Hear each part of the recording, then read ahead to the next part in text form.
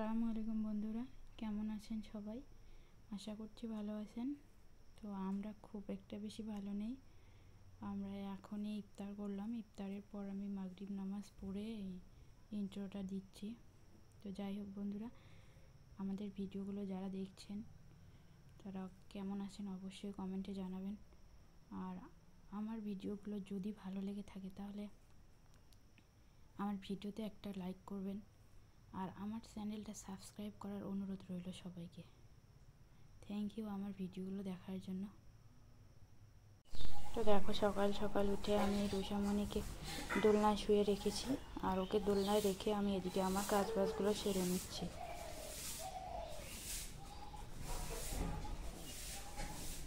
দেখো দোলনায় বসে ও কীরকমভাবে একাই একাই কথা বলছে।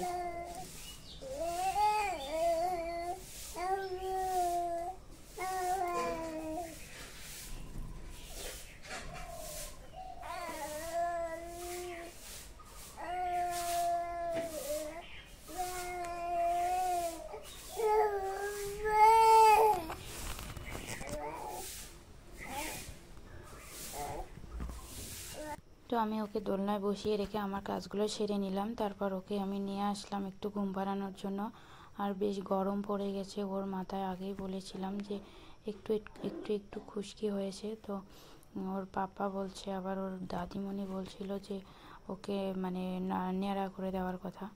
তো আমিও ভাবছি যে ওর মাথায় একটু চুল পাতলা আছে, তো ঘন করলে বেশ একটু চুলটা ঘন হবে, ন্যাড়া করলে একটু চুলটা ঘন হবে। তা ন্যাড়াটা করাই যাক, গরমও এসে গেছে। তো তার জন্য ও ঘুমাচ্ছে আর আমরা এভাবে ওকে ন্যাড়া করে দিচ্ছি। তো ন্যাড়া করতে করতে ওর ঘুম ভেঙে গেছে। ন্যাড়া করা একদমই শেষ, তাতে ও উঠে পড়লো। আর এখন ওকে ওর পাপা আয়না দেখাচ্ছে। দেখো, ও ন্যাড়া করা অবস্থা দেখে কিন্তু খুব খুশিও হয়েছে। ও একদমই মানে অন্যরকম একটা লুক, বারবার আয়নার দিকে তাকাচ্ছে আর দেখছে, একাই একাই করে হাসছে আবার।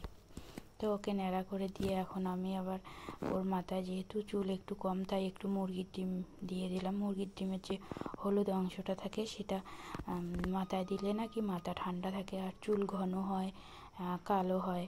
তাই আমি ওর মাথায় একটা ডিম ভেঙে দিয়েছি। বেশ অনেকক্ষণই হলো ডিমটা দেওয়ার।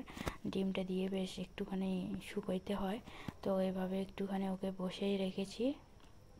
তারপর ওকে স্নান করিয়ে নিয়ে আসলাম। আর ওর হাতে একটা লোশন দিয়েছি। ওর গায়ে যেহেতু হাম হয়েছে আর ডক্টরের কাছ থেকে এই লোশনটাই নিয়ে আসছি। তো এই লোশনটা দিয়ে কিন্তু একটু হামটা কমে গেছে, তাই ওকে বসিয়ে রেখে ওর গায়ে এই লোশনটা দেওয়ার জন্য নিয়ে আসি। আর ওর ওই লোশনটা নিয়ে খেলছে। তো তারপর ওকে ঘুম পাড়িয়ে দিয়ে এদিকে আমিও চলে আসলাম ইফতারের জন্য ব্যবস্থা করতে। তো এখানে ইফতারের জন্য স্যালাডটা আমার কাটা হয়েই গেছে। নিয়েছি শসা আর গাজর, তারপর আপেল কেটেছি, আঙ্গুর নিয়েছি।